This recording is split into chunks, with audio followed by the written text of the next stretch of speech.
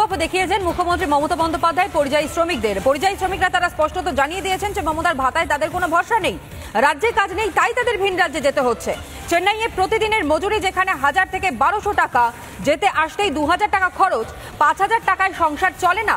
ভাতা নয়, রাজ্যে কর্মসংস্থানের দাবি জানাচ্ছেন পরিযায়ী শ্রমিকরা।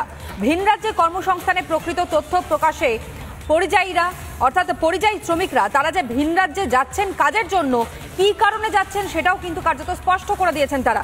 শুনুন।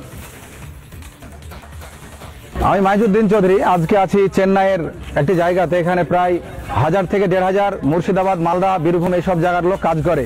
সবাই প্রত্যেকে পরিযায়ী শ্রমিক, অর্থাৎ পশ্চিম বাংলা থেকে চেন্নাই এসে কাজ করে। আর মমতা ব্যানার্জি অর্থাৎ আমাদের পশ্চিমবঙ্গের মাননীয় মুখ্যমন্ত্রী মমতা ব্যানার্জি তিনি ঘোষণা করেছেন যারা পরিযায়ী শ্রমিক অর্থাৎ বাংলার বাইরে যারা কাজ করে, বিভিন্ন রাজ্যে বা দেশের বাইরে যারা কাজ করে বাংলার, তাদেরকে 5000 টাকা করে ঘোষণা করা হয় দেওয়ার জন্য।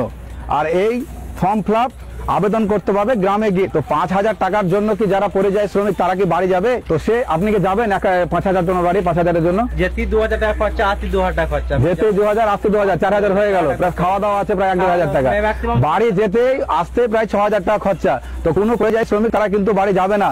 এরা বাড়ি না গিয়েও এদের জন্য যে প্রাপ্য 5000 টাকা হোক, যত টাকা ঘোষণা করবে, যারা পরিযায়ী শ্রমিক তারা যেন পায়, এই ব্যবস্থাটা করার অতীব প্রয়োজন। মমতা বন্দ্যোপাধ্যায় তো বলেছেন 5000 টাকা করে ভাতা দেওয়া হবে, সুতরাং অন্য রাজ্যে যাওয়ার কোনো প্রয়োজন নেই, এই রাজ্যেই থেকে যাক। তাহলে তাদের কর্মসংস্থান না করে শুধুমাত্র ভাতার টাকা দিয়েই তারা সংসার চালাতে পারবেন বলে মনে করেন মাননীয় মুখ্যমন্ত্রী মমতা বন্দ্যোপাধ্যায়। প্রশ্ন পরিযায়ী শ্রমিকরা তারা তুলছেন, যেখানে মমতা বন্দ্যোপাধ্যায়কে বলতে শোনা গিয়েছে যে 5000 টাকা ভাতা দেওয়া হবে তাদের, সুতরাং বাইরের রাজ্যে যাওয়ার কোনো প্রয়োজনীয়তা নেই। কিন্তু পরিযায়ী শ্রমিকরা স্পষ্ট বলছেন যে ভাতার রাজনীতি তারা চান না, তারা কর্মসংস্থান চান। যদি কর্মসংস্থান থাকে এখানে, তাহলেই কিন্তু তারা আর ভিন রাজ্যে যাবেন না, ভিন রাজ্যে যাওয়ার কোনো প্রয়োজনীয়তা তাদের নেই। পরিযায়ী শ্রমিকরা এর আগেও কিন্তু বহুবার একই কথা বলেছেন যে ভিন রাজ্যে তারা যাচ্ছেন শুধুমাত্র রুজি রুটির টানে, এবং সেইটা যদি আমাদের এই রাজ্যে হয়ে যায় তাহলে ভিন রাজ্যে যাওয়ার কোনো প্রয়োজনীয়তা নেই। কিন্তু তারা ভাতা চান না, তারা কর্মসংস্থান চান। শুভনন্দন, পরিযায়ী শ্রমিক বলছিলাম। তো আপনি শুনলাম আপনার 5000 টাকার ব্যাপারটা। তো 5000 টাকা করে দিচ্ছেন 12 মাসে, 12 মাসে হয় 5,500 টাকা। আপনার ইলেকশনটা হচ্ছে ফেব্রুয়ারি মার্চ মাসে। তারপরে ভগবান না করুক আপনি যদি না থাকেন পরে, তাহলে কে দিবে? আমরা যে এখানে কাজটা সবকিছু ফেলে রেখে চলে যাব। এই যে 2টো রুম নিয়েছি, একটা এই যে 2টো, ঠিক আছে, 2টো রুমের ভাড়া হচ্ছে 12,000 টাকা মাসে। পুরো ফ্যামিলি মিলে 75 থেকে 80,000 টাকা কাজ করি এখানে। তো বাড়ি গেলে তিনজনের হয় 15,000 টাকা, ঠিক আছে। তো তার সাথে ইলেকট্রিক বিল, খাওয়া দাওয়া, আরো খরচা বেড়ে যাবে। তো 15,000 টাকাতে কি হবে মাননীয়া? তার জন্য বলছি কাজ দিন, কাজ যোগ্যতা অনুযায়ী কাজ দিন, ঠিক আছে।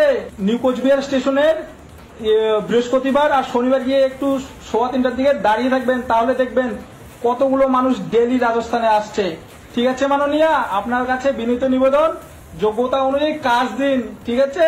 শুভনন্দন মাননীয়া। পরিযায়ী শ্রমিকরা তারা চোখে আঙুল দিয়ে দেখিয়ে দিচ্ছেন যে 5000 টাকার ভাতায় কিচ্ছু হয় না, বরং কর্মসংস্থান চাই। মমতা বন্দ্যোপাধ্যায় সেই বক্তব্য, যেখানে তিনি ঘোষণা করেছিলেন যে পরিযায়ী শ্রমিকদের জন্য 5000 টাকা দেওয়া হবে। দেখুন সেই বক্তব্য।